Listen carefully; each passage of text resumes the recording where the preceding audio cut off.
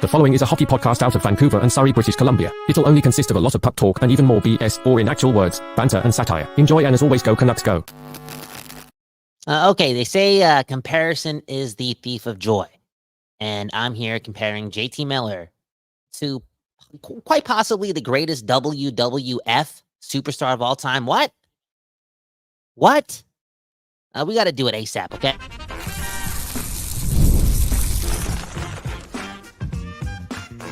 You're Locked On Canucks, your daily podcast on the Vancouver Canucks, part of the Locked On Podcast Network, your team every day.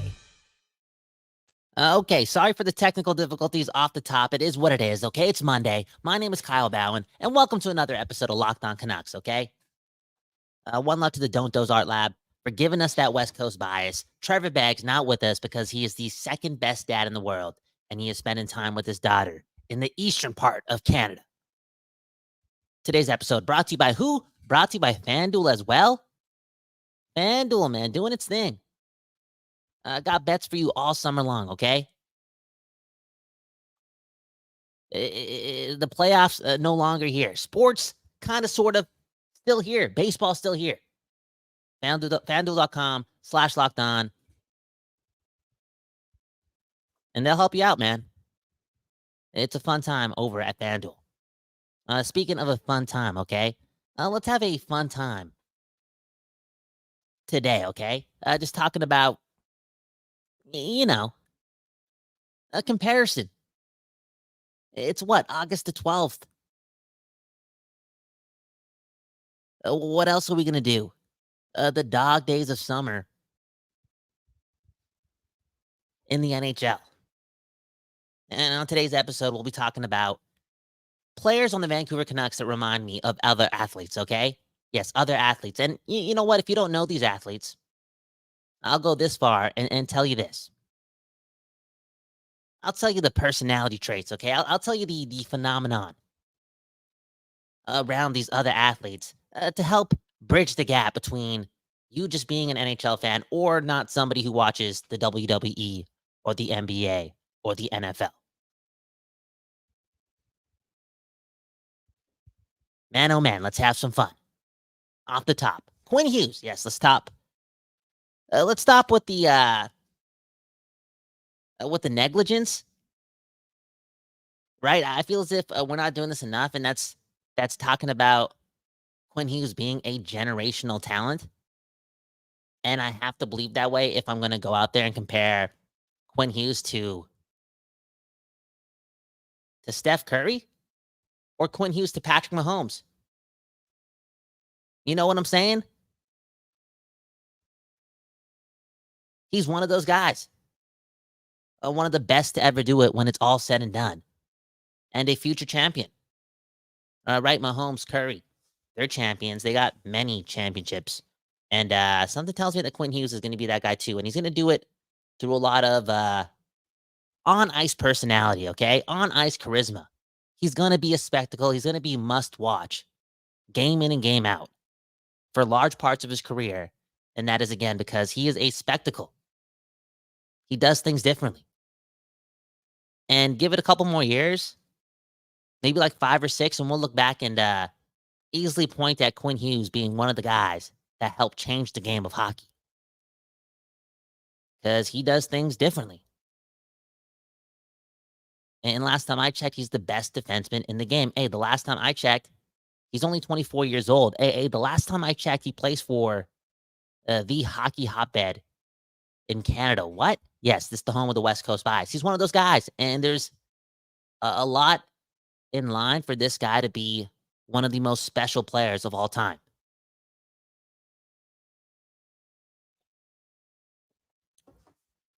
His edge work, the skating ability, the playmaking, the elusiveness. And you want to talk about the spectacle. Look at his stature, right? It seems as if it should be mission impossible for him to be so elegant at his size, playing the toughest sport in the world. But man, oh man, he makes it look so easy.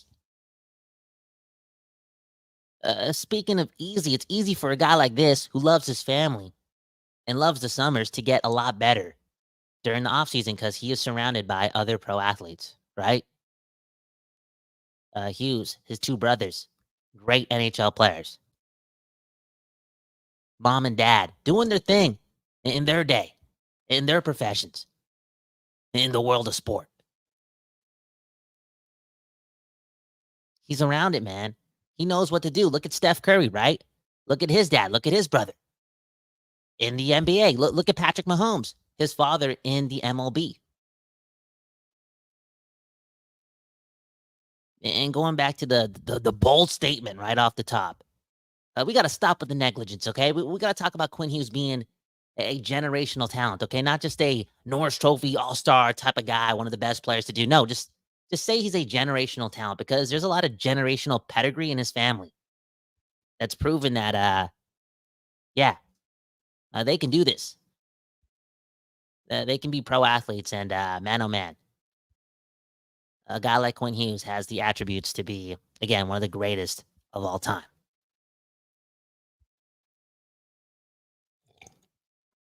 This is the third time I've said it in what? 10 days? It feels like that.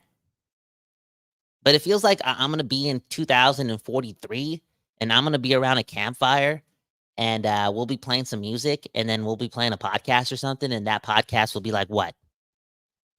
I don't know, an episode of the biggest hockey podcast ever. And they're going to be talking about the 10 best players of all time because it's the middle of the summer and they got nothing else to talk about.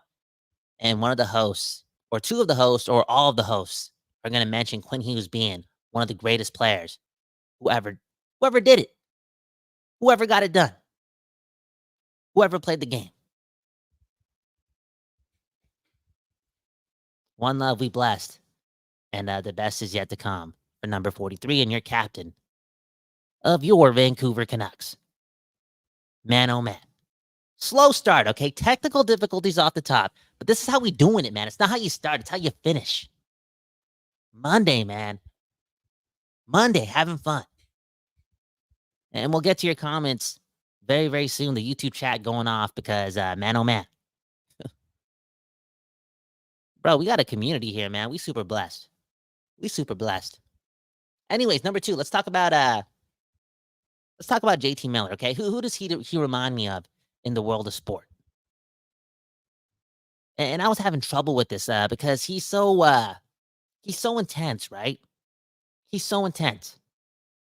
And you can find a lot of other intense athletes, but the thing about JT Miller that is so fascinating is how humble he is, right? Like how quiet he is outside the rink, or just in general, how much he desires a quiet life. You can just tell he's one of those guys who has a flip phone, okay, and owns 2 pairs of Levi's.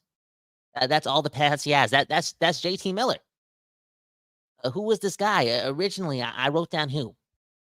I wrote down Max Crosby of the Oakland Raiders, okay? Just an intense dude, alpha, but at the same time, Max Crosby just has a lot more swag, and he just wants to be that guy. JT Miller just, again, a quieter dude.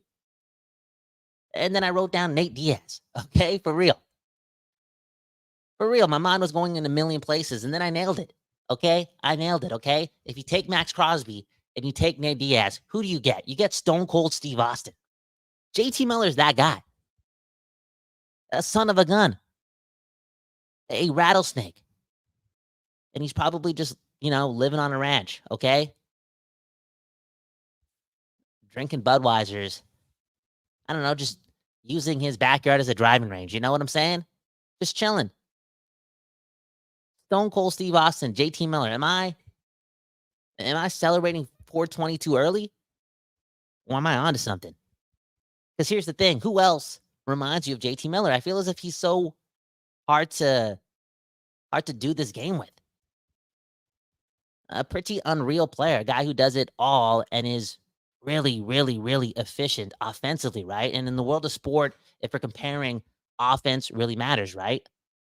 Offense is normally just the difference, right? The scoreboard, it's the difference. And JT Miller, he does all these things, and he's so intense, and he's this alpha, and he's this Texas rattlesnake type of guy.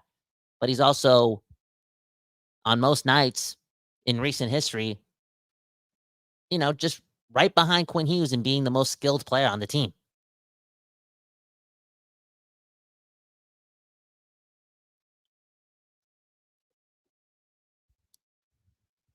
JT Miller, man, a hard guy to pin down when playing this game, but I haven't been Stone Cold Steve Austin because, again, this guy's a rock star. He's the coolest guy on the team. And you talk about those WWE pops, right, in the crowd. The theme music hits, boom, bam, the crowd goes nuts. Look at Rogers Arena. The crowd goes nuts. Yes, anytime the Canucks do something, but man, oh man, when JT Miller does his thing, it's a spectacle, man. It's special. Let's get to the comments, okay? Callum saying that JT Miller reminds me of Randy Macho Man Savage, okay? Randy Savage, WWF superstar. I don't know much about him, okay? I was born in 1993.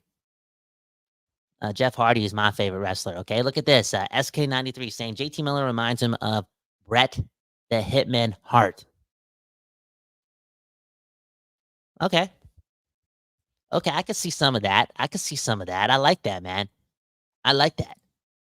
Anyways, on the other side, we'll talk more about some other players, okay? We'll go Demko, Besser, Pedersen, not in that order, but we'll play this game with those three. Let's read some more comments, have some fun. It's Monday, man. It's Monday. Hit the like button, subscribe to the show. We just having fun and pressing buttons, and I can't wait to go to a cafe in 40 minutes and just read books because it's that type of Monday. Anyways, let's shout out FanDuel. Let's try to do it, okay? I never really do ad reads. Let's try to do it. Talk more about this beautiful game that we're playing today on Locked On Canucks. Man, oh man, how am I going to do this ad read, okay? Give me some time.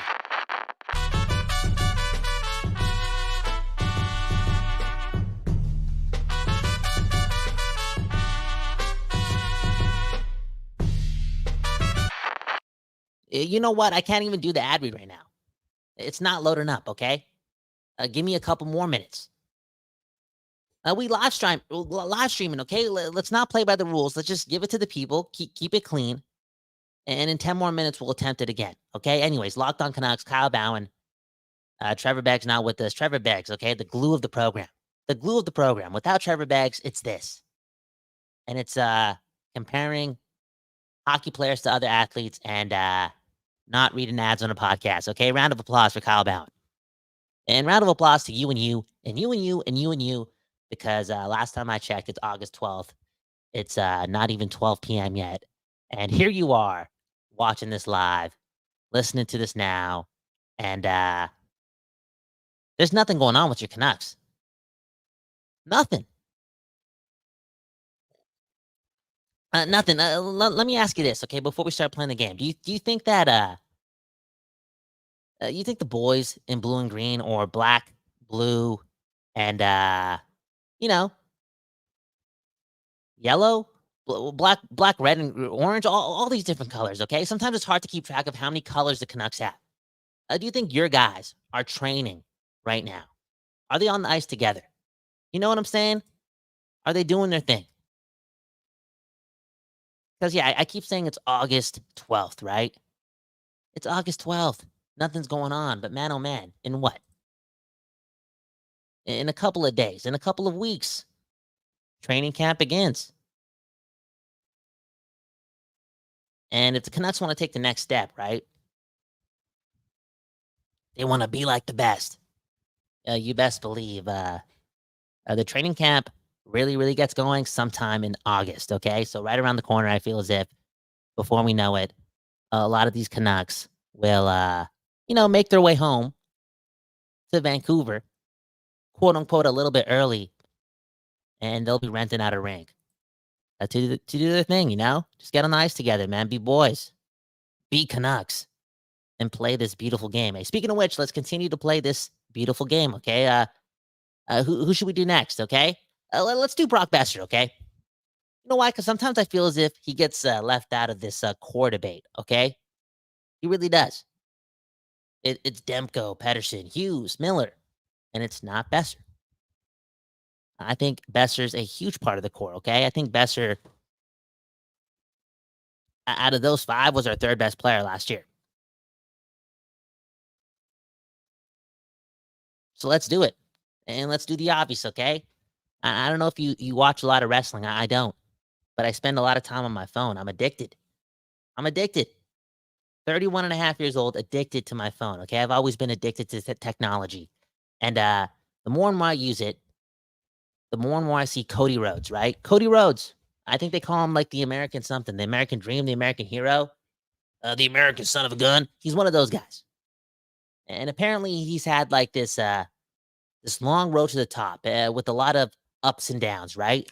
And he had this whole campaign around him needing to finish the story. Speaking of story, Brock Besser, look at his story. Look at his story. It's a lot. It's a lot. And a lot of it includes stuff that is not fair. Straight up. Yet what he proved last year makes his story, makes the person more notably so much more full of enamor from my eyes. And I'm pretty sure you and you and you and you and you and you can do the same. This dude is the favorite, the feel good guy. Why you want to win games. You want to see this guy succeed. You want to see this guy get paid. You want to see this guy go off during a UFA season. And yeah, maybe we'll lose him because of it, because we can't afford him. But man, oh man, you want what's best for this guy. You want him to finish his story and keep it going and be a main character. Because that's the way it was supposed to be for this guy. Again, a guy that's gone through a lot of things that haven't been fair over the last couple of years. Yet here he is, coming off a 40-goal campaign. Here he is with, in my opinion, still a lot to prove. I think we haven't seen the ceiling of Brock Besser. That being said, he just rounded out his game to a whole other level. His level of compete, his relationship with Rick Tocchet. There's this new version of him, this new motivated player. And think about this, right? Again, the things that have happened in his life, it not being fair. Look what happened a couple months ago. Game 7, he's playing the best hockey of his career. He's playing the best hockey out of any Canuck in the playoffs. It seemed like that. Game in and game out. He was one of those guys. And game 7, round 2 comes, and he can't even play because he has a blood clot. And you best believe a big reason why he got that blood clot was because of his competitive nature, of him leveling up, of him putting his body on the line. Doing his thing, being the complete player. That dude with that much compete was taken out of a game 7 played in Vancouver against the Edmonton Oilers. And a hockey nerd like that is still remembering that and using that as fuel. And Brock Besser, again, in recent history, has showed us that he can really feed off that type of fuel, okay? That type of fuel that has a lot of scrutiny and a lot of angst and a lot of just a lot of, whatever that means. I feel as if Cody Rhodes, based on technology and TikTok and TikTok and TikTok, has told me something very, very similar. Finish the story, Brock, whatever that is. Mother Knucker saying, American Nightmare in the comments. Is that one of like Cody's taglines, the American Nightmare? Can Brock Besser roll with that? It would just be funny. Can Brock Besser be the hockey equivalent of the American Nightmare? And can he just dye his hair black? Could he do it? That'd be something. Okay, look at Dale Smith. Okay, Ric Flair and Brock Besser, the flows. Okay, I see that. Dale Smith saying Dusty Rhodes was the guy. Oh, I guess there's that comparison too, right? And it's a sad one. It hurts the heart, right? But correct me if I'm wrong. Again, not a big WWE fan, but I feel as if Cody went through something very similar with his dad leaving the world in recent history. And I guess whether it be within the last couple of years or the last half a decade, again, going through that hardship and being in an industry that is full of alpha elite athletes and still finding a way to come to the top is something else. something else. Something else. And I totally believe Brock Besser can be that guy because you have to believe there's not more than like 10 players in the league right now that have similar level of skill, right? Of hockey IQ and pedigree, potential pedigree that's also gone through some of what he's gone through. It's a story, man. It's a story. Let's move on though. One left to Brock Besser, okay? Number 4. Number 4. This one was hard, okay? You know what? We're gonna save Pedersen for last. We'll save Pedersen for after I do an ad read and actually nail it. But let's talk more about Thatcher Demko, okay? Because this one was hard.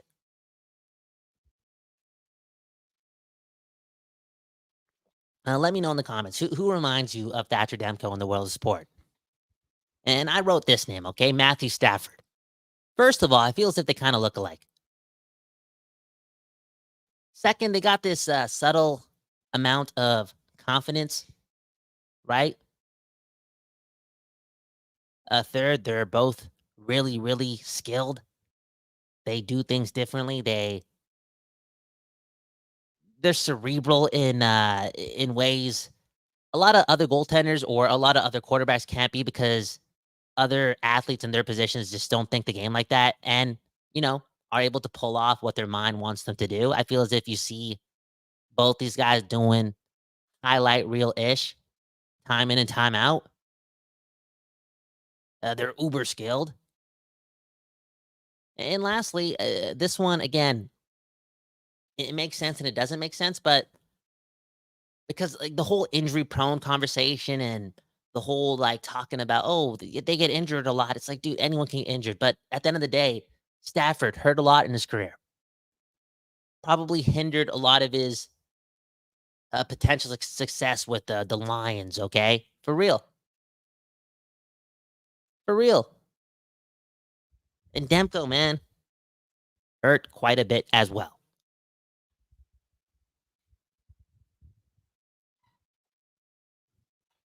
I feel as if both these guys at their best, and we've seen it with Stafford already, can provide legitimate quality to a championship team. And with Demko, you just know it. You just know it. We've seen him play so many games, and we've seen him go on these like 15 to 20 game runs where it's easy for him, and he's allowing 1 goal, 2 goals, 1 goal, 1 goal, 1 goal, 2 goals, 1 goal. He doesn't get a lot of shutouts other than what he did this year, but he just seems to be that guy when he's in the zone. When he's in the zone, he's at the top of his class. You could say the exact same thing for Matthew Stafford. You could also say both these guys, in ways, highly disrespected. I feel as if I saw a graphic where Demko was voted by NHL.com or something as the 6th best goalie in the league or the 10th best goalie in the league. I don't know. It was a ludicrous number for a guy who finished 2nd in Vezina trophy voting this year. Again, disrespected, not thought to be memorable. And I think before that championship for Matthew Stafford, you got a lot of that going his way too. And this is from me, a Packers fan, okay? Yeah, here's the thing. I watched a lot of games with Matthew Stafford when he was healthy, playing the Packers, and you could just see it, man. Again, an uber athlete, elite skill set, and the confidence, man, the subtle confidence. Nice guys, but both these guys just know they're really good. Now, can I do this ad read really good in a couple of minutes? Or a minute, who knows? But in a couple of minutes, we'll talk about Pedersen and compare him to somebody. Yes, somebody in the world of sport. Man, oh man, Locked on Canucks on a Monday. Trying to do it all, man. Trying to do it all. One love to the Don't Does Art Lab for, again, giving us the space to produce a show. More importantly, glasses of black coffee up for you and you and you and you listening and watching this show in the summer, man. The Canucks, they matter to you. They matter to us. And your Canucks. We'll be right back. On that note, we'll be right back too. But first, we got to shout out our friends over at at FanDuel. Hey, one love to FanDuel, man. Y'all really do it, okay? FanDuel, okay? Here's the truth. Sports right now on a bit of a dry spell, okay? And I'm pretty sure you can't bet on the WWE, one of the only sports that's like 365. That being said, baseball, yes, baseball's still going on. And FanDuel, they got your back, okay? They got your back this summer. FanDuel is hooking up all customers with a boost or a bonus daily. That's right. There's something for everyone every day, all summer long. So head on over to FanDuel.com and start making the most out of your summer, okay? That's FanDuel.com, official betting partner of Major League Baseball, okay? FanDuel.com, not FanDuel.com/locked-on. I said that earlier. I'm still learning, okay? Visit FanDuel.com.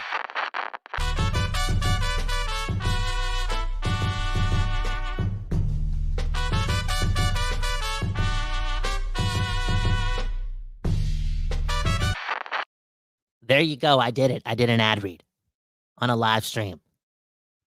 31 and a half years old, living the dream. Living the dream and doing this, giving you Locked on Canucks. My name is Kyle Bowen. Hit the like button, subscribe to the show. And yeah, man, speaking of all the subscribers, man, y'all supporting, man. Y'all doing love. The community's getting bigger. We loading up here, man. Loading up for what? Who knows? Who knows what the future holds? But it's going to be really, really fun covering this team of yours, okay? I'm sorry, I just read the comments. I'm laughing my ass off right now, okay? I just read something really funny. Okay, this team of yours, the Vancouver Canucks. What's the quote, right? With great pressure comes great responsibility, blah, blah, blah. I know the pressure's on them this year to win games. It's really hard to win games when you're supposed to win games. All that is different, but a lot of alphas on this team, man. Like JT Miller, Quinn Hughes, Rick Tocchet, Adam Foote, Alvin Rutherford, Demko. You know what I'm saying? Like there's a lot of accountability and skill in the room at the top that allow me to believe that they're going to be humble in their approach this offseason and in training camp. Again, I think they're going to start training fairly soon here. Something just tells me they're going to get together and rally the troops and start playing hockey together. Like they're going to be humble knowing that it's hard. It's hard to win in the NHL. They learned that last year, okay? They've gone through that in years past. And it's harder to get there again, which means it's harder to get to the second round. They're going to have to put in the work. They're going to have to understand that it's not going to come easy, they can't identify themselves as one of the teams who, know how to win. They got to understand you guys have only done it once. They know all those things, and the right approach is going to happen. And the Canucks, again, are going to be very, very successful. Hey, the Canucks, your Canucks, they're going to be possibly even more successful because the alien, yes, the alien, Elias Pettersson returns to action. And maybe some people are confused. Like, what do you mean? Okay, Pettersson was playing all season long last year. I don't even think he missed a game. But you know the truth, okay? That was not the real Elias Pettersson. What does your Canucks look like when that guy is back? The alien, the outlier. We talk about those things, right? Those things with Quinn Hughes always being compared to Bobby Orr, right? He gets a couple of points. Next thing you know, Sportsnet is putting up a graphic. Guess what Quinn Hughes just did? He just matched a record or broke a record that Bobby Orr made up. Remember when Pettersson was starting his career? I feel as if we did the same once, and it was with a Gretzky record, okay? Something about the 10 goals in 10 games. Now, I'm not going to go compare Elias Pettersson to Wayne Gretzky, A, because, come on, and B, because we're comparing Canucks to other athletes in other sports. But again, Pettersson, we've seen it even in recent history, if you really look closely. And, 14 months ago, he's one of the best players in the league. You look at his rookie year, the writing is there for the story to be fulfilled, okay? For this guy to be, again, a Hall of Fame talent, a Selke nominee, one of the best in the league year in and year out. But man, oh man, can he handle the pressure? And that's why I'm comparing Elias Pettersson to Joel Embiid of the Philadelphia 76ers. Got to do it. Okay, let's talk about the fan bases too, okay? Vancouver, Philadelphia. Say what you want. There are some differences in those fan bases, but again, I spend a lot of time with technology. It kind of feels the same. We care. They care. We care a lot. They care a lot. We care more. They care more. It feels like that.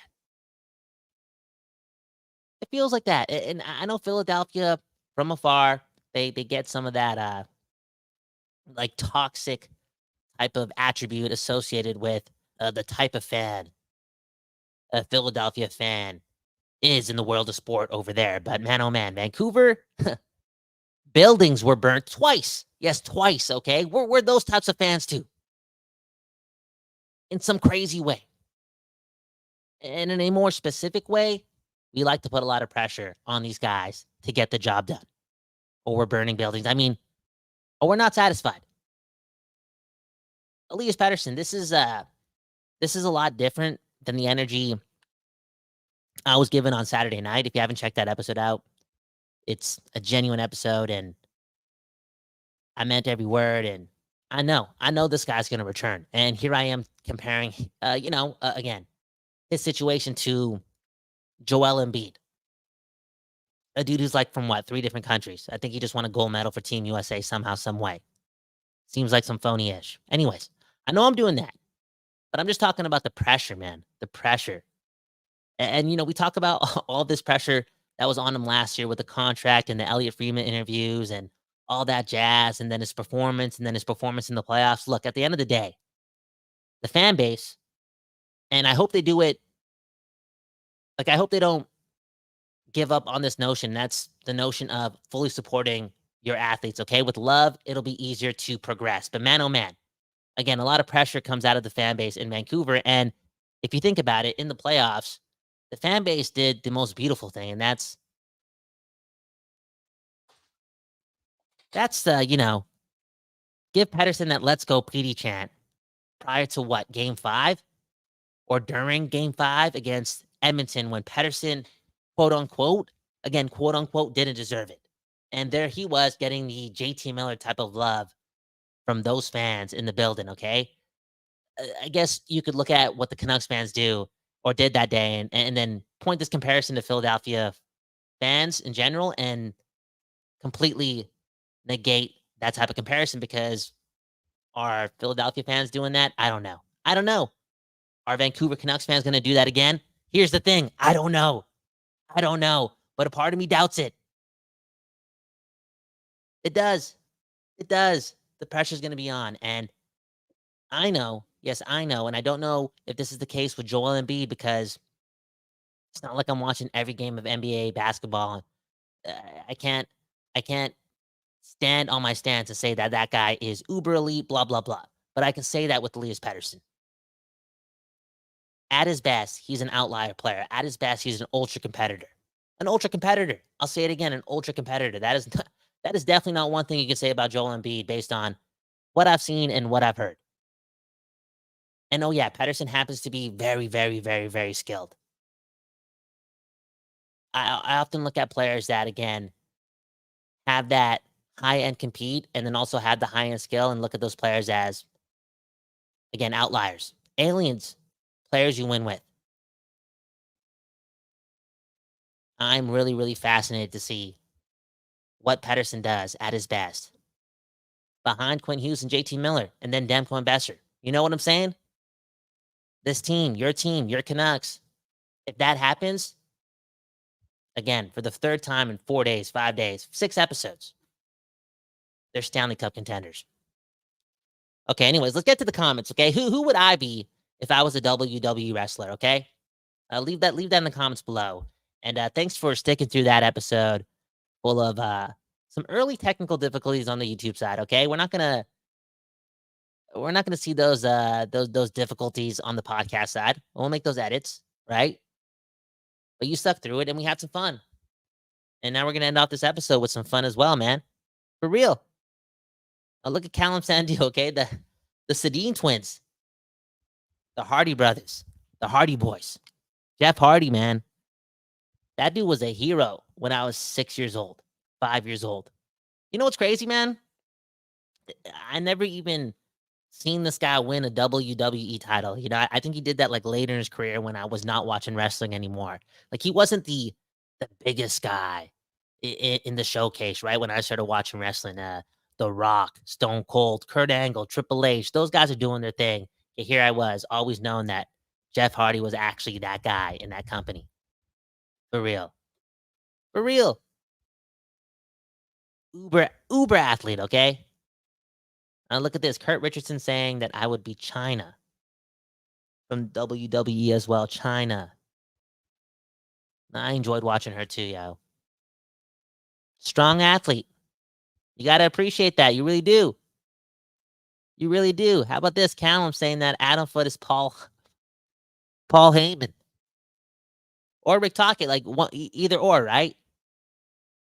Either or. JT Miller saying, Kurt Richardson saying JT Miller is the ultimate warrior. I can see that. And then disrespectful JR saying that Trevor Baggs is Shawn Michaels. Oh, dude, come on, man. Come on, bro. The Heartbreak Kid. Beggsy, man. That's something else, man. Man, oh, man. We'll end things off with this, okay? Bob Luger saying that he's late, and he's wondering if we're asking about Quinn Hughes being the Steph Curry of the NHL. I thought the same thing as Steph went off for gold. Okay, so I guess we'll go full 360 with this episode so I can go on another ramble about how this episode was inspired, okay? Because I felt the exact same way. When I saw Steph Curry, do what he did against France yesterday, right? For Team USA, just chucking up those threes, being so elegant, that's an Olympic athlete, okay? That's a world-class athlete. They could literally change whoever the mascot is for the Olympics or whatever the main statue is for the Olympics, and just replace him with Steph Curry, because that is it. That is 99 overall. And I feel as if this dude's been 99 overall for the most part over the last 10 to 12 years, okay? And he's transcended the game. He's changed the game. The dude is unreal. Must-see TV, okay? Must-see TV. On that note, you know what else is going to be must-see TV? Quinn Hughes. Not only game in and game out for the Vancouver Canucks, your Vancouver Canucks, but this dude is going to be must-see TV in February when he's playing on a stacked Team USA team at the Four Nations Cup and the Olympics coming up in what? 4 months and then like a year. 5 months, 6 months, and then like next year when the Olympics happen. What Quinn Hughes is going to do when every single player on his team is fantastic is going to be so noteworthy. And it's going to be so noteworthy because with all that talent around him, you're going to see Quinn Hughes with the puck more, because everyone is going to be dishing the puck back to their quarterback. So the quarterback can, set the pace, set the tone. And that's why we also compared Quinn Hughes to Patrick Mahomes, okay? Quinn Hughes, potentially, if you really look at it and if you really think about it and if you really, really want what's best for your Vancouver Canucks, by the end of it, in very short order, we'll stop looking at Quinn Hughes just being an all-star, just being super talented. No, we're going to use the term generational talent. Generational talent. Steph Curry, generational talent, must-see TV, all these things. Quinn Hughes, the exact same thing. For real, man. Look at Bob Luger, okay? Quinn is going from 94 overall to 99 overall this year. Could happen. Could happen. I wonder what that guy's summer's looking like. That dude not satisfied with how he played in the playoffs. I bet, because a lot of the offense was quote-unquote missing, okay? And that's saying a lot considering that he didn't go completely dry. There's just a ceiling there offensively that we didn't get to see from Quinn Hughes outside of, again, a great defensive performance. But, man, oh, man, I cannot wait to see what that guy does this season. For real. Anyways, I got to go. I saw a comment there saying they want me to stick around, but I can't. I got to go read some books, okay? I'm reading this book right here called Elephants on Acid. And reading, man. I met a dude on the streets on Friday. I made the mistake. It seemed as if he was asking for food, and I was going to give him a bag of chips. But what he ended up doing was declining the bag of chips because he didn't want the bag of chips, and he just wanted to give me wisdom. And his wisdom was about reading books. And it was ironic because if you know me, books changed my life, man. For real.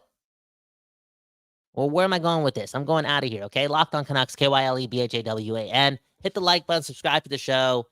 One love to all of you, for real, man. Changing lives, okay? Making the mantra be something, okay? Again, this is the home of the West Coast Bias at the Don't Those Art Lab.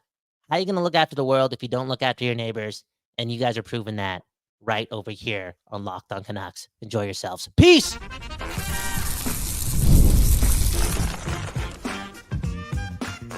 You're Locked On Canucks, your daily podcast on the Vancouver Canucks, part of the Locked On Podcast Network.